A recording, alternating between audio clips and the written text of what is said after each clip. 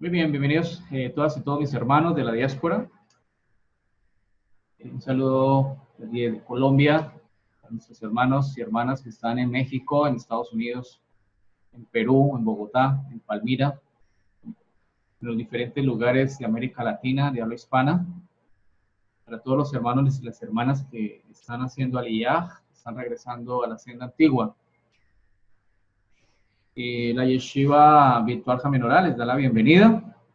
Esto es una yeshiva de estudio en el cual estamos preparándonos en la sabiduría profunda de la Torá, en las raíces hebreas de nuestra fe original, la fe que pregonaron, que enseñaron por generaciones desde los patriarcas, desde Abraham y de Jacob, nuestros profetas y los discípulos, los shalías enviados de Yahshua Mashiach. Y bueno, bendito sea el Eterno que nos tiene reunidos y que nos ha convocado en este regreso, en este retorno de rectificación de nuestras almas y en la restauración del reino de Israel en nuestras almas y lógicamente en la nación de Israel como promesa que le hizo a nuestros patriarcas. Amén. Bueno, vamos a hacer primero una tefilá, una oración para que el Eterno nos ilumine. Baruch atah Adonai Eloheinu melech haolam, Beshem Yeshua Mashiach. Bendito eres tú, Padre Santo, Rey del Universo, en el nombre de Yahshua, nuestro Mashiach.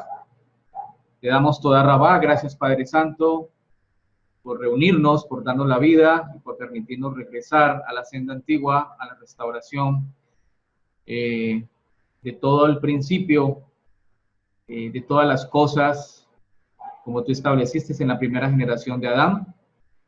Gracias por permitirnos estar en este retorno. Te damos gracias, bendito sea. La gloria y la honra es para ti. En el nombre de Yahshua Mashiach te pedimos que ilumine nuestro intelecto, que nos des tu biná, tu inteligencia y tu jodmá, tu sabiduría, Padre Santo, para que entendamos los misterios profundos de tu Torah y podamos ponerlos en práctica en nuestras vidas humanas y espirituales y poder alcanzar esa estatura de Mashiach. Bendito sea. La gloria y la honra es para ti. Amén.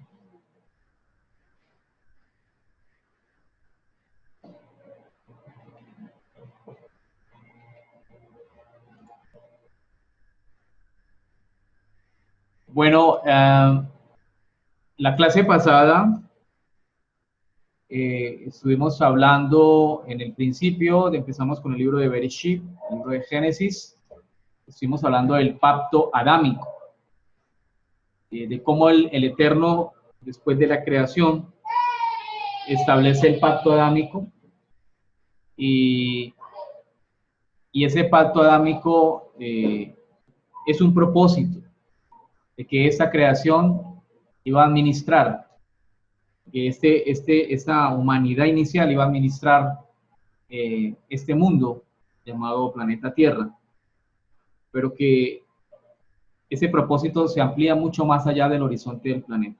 Eso lo vamos a ir descubriendo a lo largo de las clases.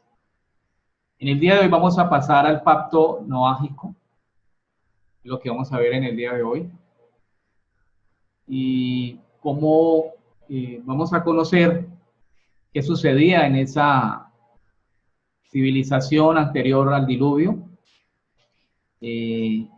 los antediluvianos, quiénes eran, a qué se dedicaban, qué sucedió con ellos para que fueran sentenciados en ese juicio del Eterno con el diluvio, qué pasó posteriormente, y aquí aparece un propósito que es con Noah, un hombre justo y recto, y su tribu o su familia, ese clan que se convirtió en esa humanidad remanente, y del cual entonces vamos a mirar este aspecto, y qué promesa y qué pacto hizo el Eterno con Noah, y qué tiene que ver eso con nuestros tiempos, qué tiene que ver eso con nuestros tiempos.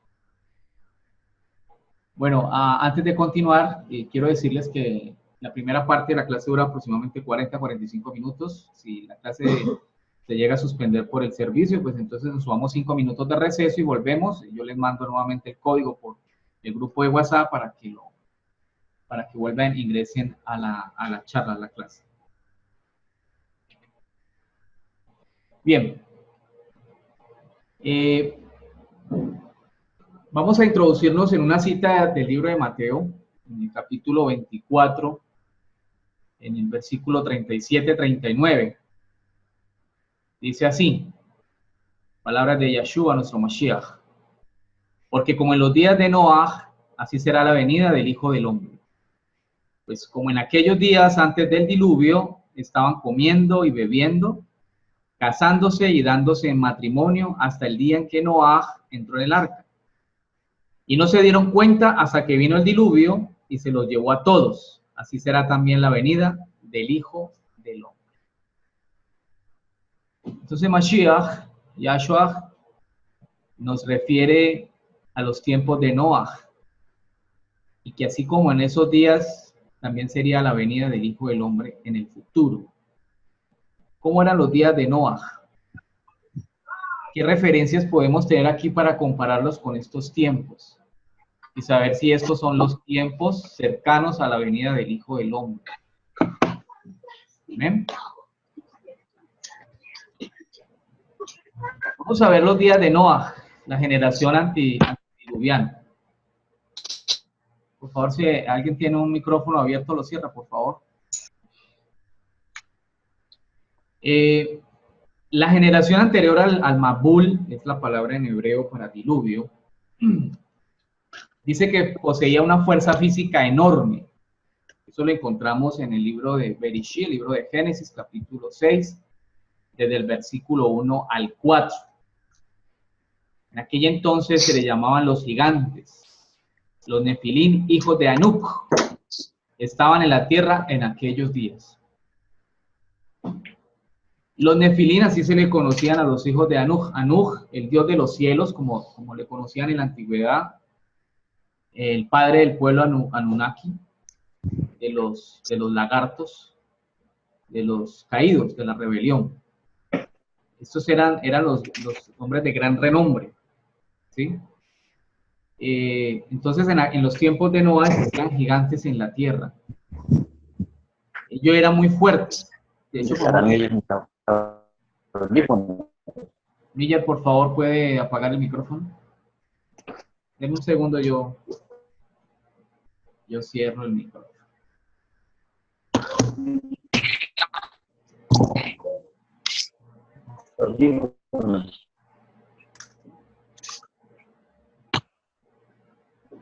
¿Listo? Ok, volvemos otra vez a la clase.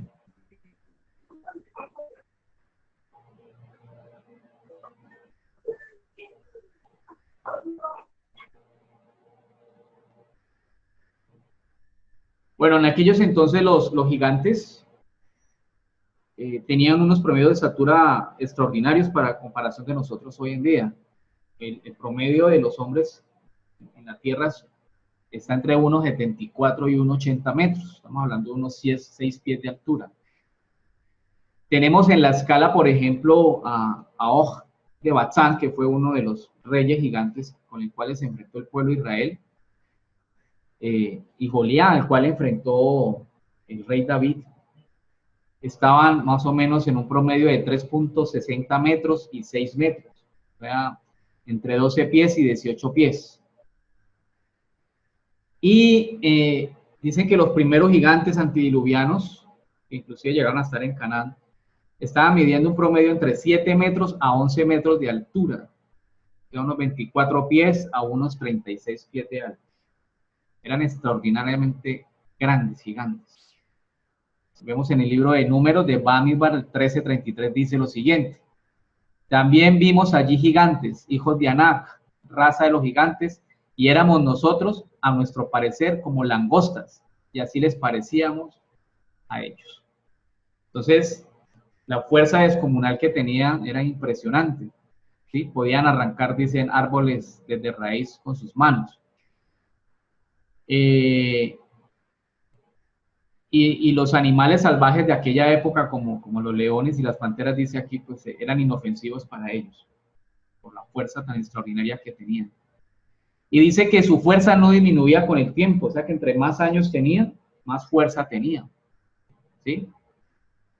Esta fuerza desapareció y lógicamente su envergadura, su estatura después del diluvio. Vamos a darnos cuenta que durante el diluvio hubo unos cambios geofísicos impresionantes en el planeta, también en el lugar que ubicaba la Tierra en el sistema solar y la constelación, y los cambios energéticos y magnéticos del planeta también cambiaron abruptamente, y eso cambió la genética, hizo que cambiara la genética de las personas.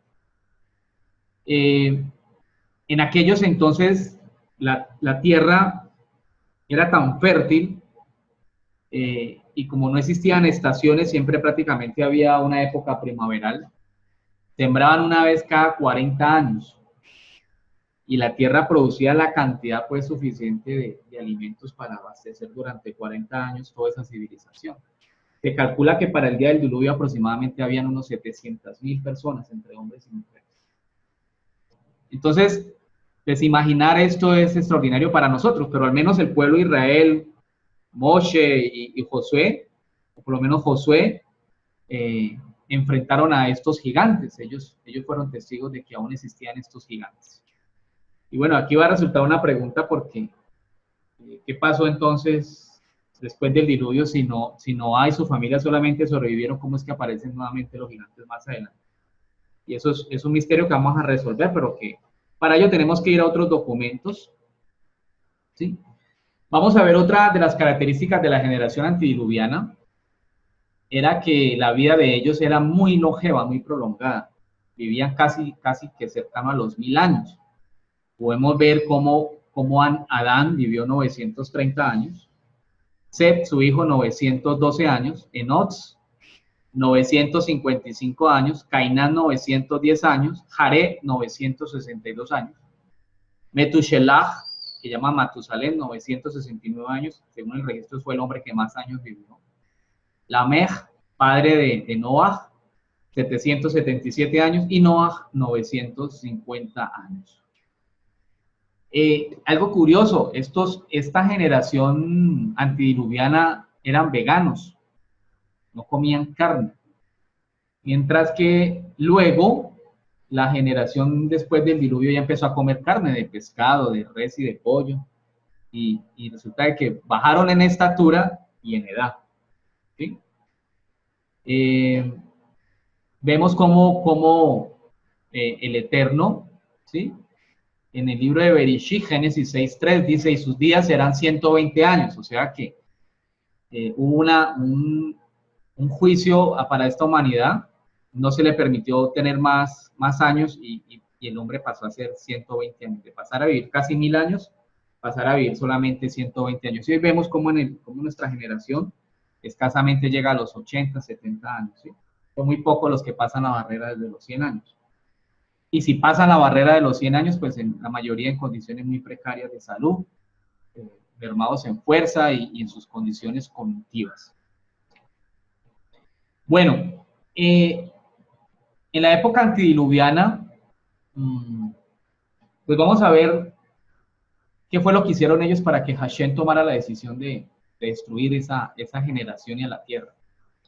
Para ello vamos a citar el libro de Hazer o de Yashar, que lo nombra Josué en el capítulo 10, versículo 13. La gente me dice, ¿de dónde salió ese libro? Dice Josué en el capítulo 10, versículo 13, lo siguiente. Así que el sol se quedó quieto y la luna permaneció estática hasta que Israel tomó venganza sobre sus enemigos. Esto está escrito en el libro de Yashar. Ya que él hace alusión a un libro que se llama Hazer o Yashar, que hace parte del canon rabínico. El pueblo hebreo tiene muchos libros antiguos, el cual el Vaticano, Roma, en sus concilios, desde el año 340, con Constantino, y de ahí para acá, el concilio de Nicea, etcétera, fueron quitando de la Torah antigua, fueron quitando estos libros y los fueron guardando, ¿sí? Esto pues tenía una intención muy oscura para llevar a los pueblos a una ignorancia absoluta de los tiempos antiguos, ¿sí? El libro de Yashar, se desconoce quién es su autor. Hay unos sabios que se lo atribuyen a a Noah, otros se lo atribuyen a Abraham, pero bueno, a Shem también, pero aún se desconoce realmente de quién es el autor de este libro. Los pecados entonces de la generación antidiluviana, según el libro de Yashar o de Hazer, en el capítulo 4, 16, 18, podemos ver que el primer pecado que cometían ellos era la rebelión y la idolatría. Bueno, yo quiero hacer aquí un paréntesis. Para el Eterno hay una separación entre la rebelión y los demás pecados, siendo la rebelión el pecado mayor. Pero a la rebelión lo tiene aparte de los diferentes pecados, ¿sí? Para que veamos que el pecado más grande es el de la rebelión, así como el mandamiento mayor es escucha Israel, amarás al Eterno con todo tu corazón, con toda tu alma y todas tus fuerzas, y a tu prójimo como a ti mismo, es el segundo. Entonces el mayor pecado es el de la rebelión.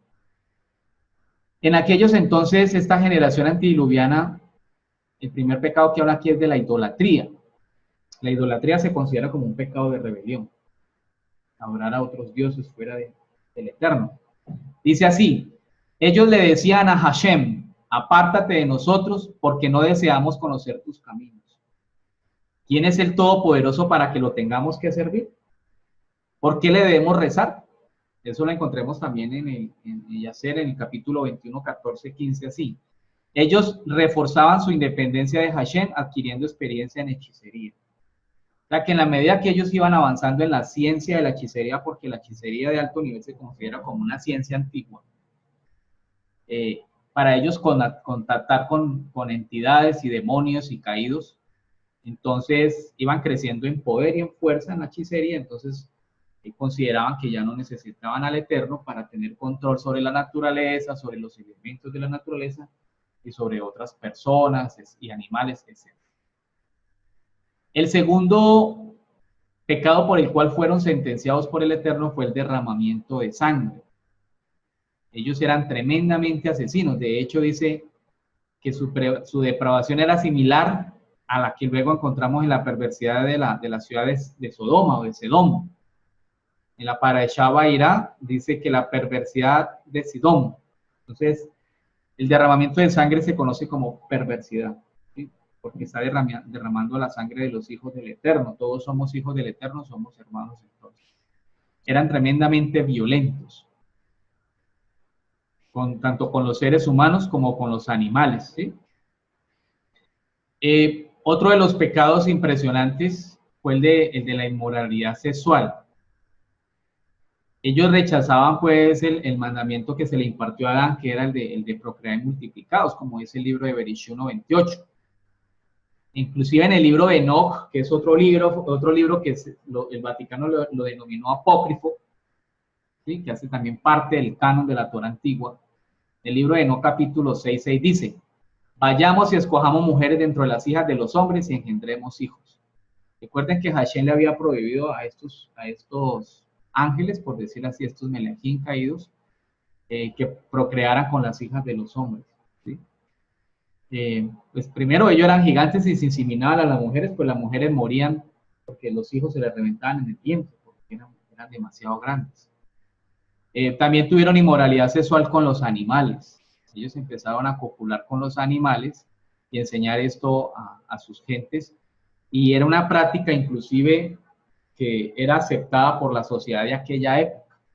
Y también la naturaleza empezó a aprender estas cosas y empezaron los animales a tener relaciones con otras especies.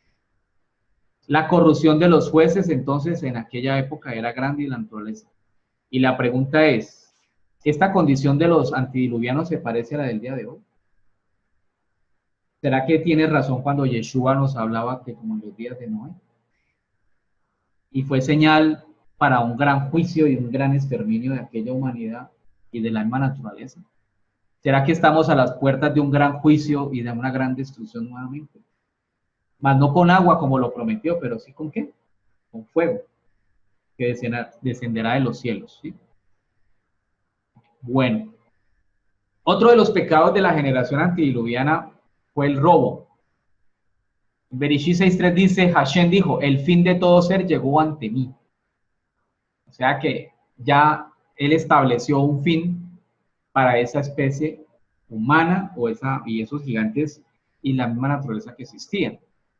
Dice en Bereshit 6:13, se corrompió la tierra delante de Adonai, y estaba la tierra llena de violencia, y miró Adonai la tierra, y aquí que estaba corrompida, porque toda carne había corrompido su camino sobre la tierra. Recordemos que el camino, la halajá, es la Torá del Eterno, es la voluntad y el propósito del Eterno. Adán tenía mandamientos, había recibido instrucciones en el paraíso, y los antiguos tenían instrucciones. Entonces, la Torá siempre ha existido. La Torá oral existió desde un principio, ¿ya? Y la tierra entonces se había llenado de todo tipo de violencia y de corrupción.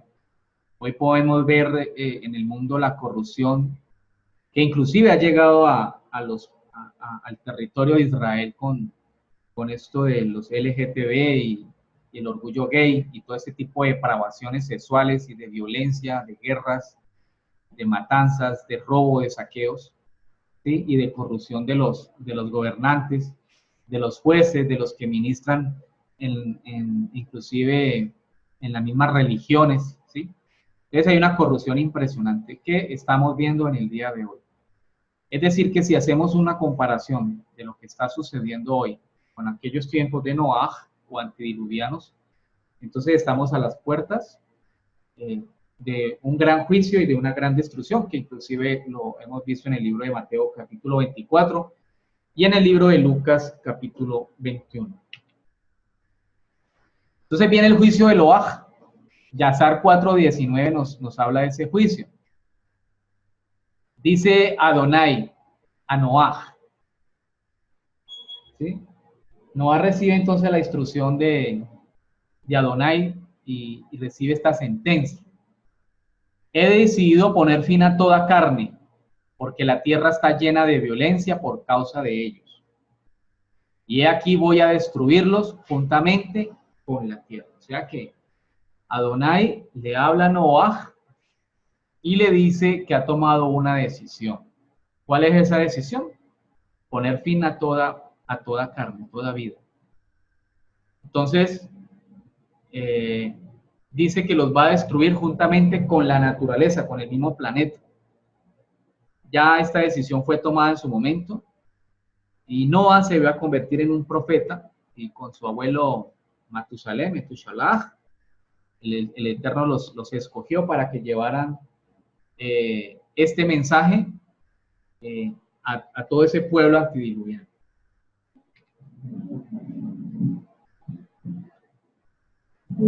Vamos a hablar entonces quién fue Noah Hasadik, Noah el justo. La palabra Noah en hebreo se escribe con las letras Nun, Ba, Hain y Het. Y esta palabra Noah, así fue nombrado por su padre, por su abuelo Metushalah, así lo nombró. Noah significa consolación y descanso. Pero su papá, llamado Lemech, lo nombró Menahem. Menahem. La Men, la Nun, la Baj, la Het y la Hei. Y hay algo interesante acá. La Noah empieza con la Nun, que tiene un valor de 50. La clase pasada estuvimos hablando que las letras hebreas tienen unos números, unos pesos de conciencia, como le llamamos. Y Menahem termina con la Hei, que significa el número 5, que es la vida. Menahem representa significa confortar y reposar. Entonces Noah se convirtió en la consolación, en el descanso y en el reposo, ¿sí? Para aquella generación tan perversa que existía. Noah fue llamado por Hashem para anunciar la construcción del arca cuando él tenía 595 años. Y se demoró 5 años construyendo el arca para completar un valor de 600. Y hay algo importante acá. Noah es la 10ª generación después de Adán. Tenemos a Adán, ¿sí? A Set, a Enosh, Kenan, Mahalalel, Jared, Hanoch, que también se conoce como Enoch, Metushelach, Lemech y Noach. Fue la 10ª generación. El número 10 es el número de la perfección, ¿sí?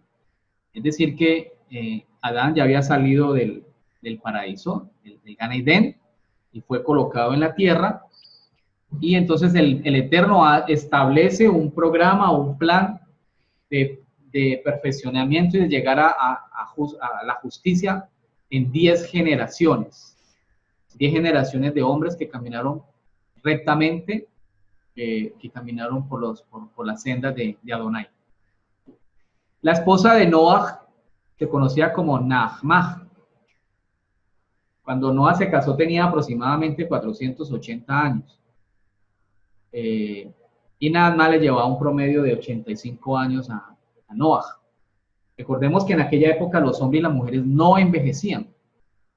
Y solo hasta entonces Nahmah tuvo sus hijos. Bueno, eso lo vamos a ver un momentico. La palabra Nahmah significa agradable a Hashem. O sea que también seguía los caminos del Eterno. También era una mujer justa. Era hija de Noah. Bereshit 6:8 dice así, Génesis 6:8. Empero Noah halló gracia en los ojos del Señor. Estas son las generaciones de Noah. Noah fue en sus generaciones varón justo y entregado. Con Adonai caminó Noah. Entonces Noah fue un hombre que caminó bajo justicia y estuvo caminando la senda antigua de Hashem. Y por eso el Eterno lo reconoció como un varón justo y entregado a él. En el Salmo 1:1 nos dice: bienaventurado el varón que no anduvo en consejo de malos, no se detuvo en camino de pecadores, ni se ha sentado en silla de escarnecedores. Entonces Noah fue un hombre que para aquella época de tanta perversidad en esa generación de humanos y de gigantes, él se mantuvo justo y recto. No hacía caso a los hombres de aquella época. Y por el contrario, era un hombre que enseñaba la justicia a los demás.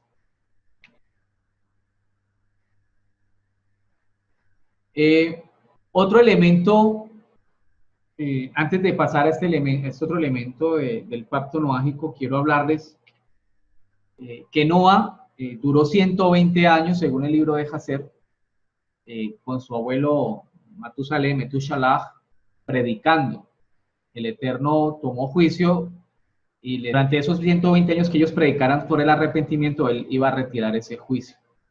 Pero lógicamente la gente no hizo sino burlarse y pasaron 120 años predicando ese llamado de arrepentimiento, ese llamado de gracia que el Eterno le dio. Bueno, entonces, 120 años de gracia dio el Eterno para aquella época. Y nosotros ahora creo que llevamos un poco más de 2000 años de gracia. Aún no aparece Mashiach. Y la pregunta es, ¿qué hemos hecho durante estos 2000 años de gracia? ¿Nos hemos arrepentido? ¿Hemos vuelto nuevamente a las sendas de justicia?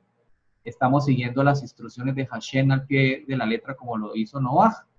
¿O nos va a llegar el día del juicio y nos va a encontrar faltos? Recuerden que Mashiach dijo que cuando él regresara nos encontrara haciendo. Entonces esto es un llamado de conciencia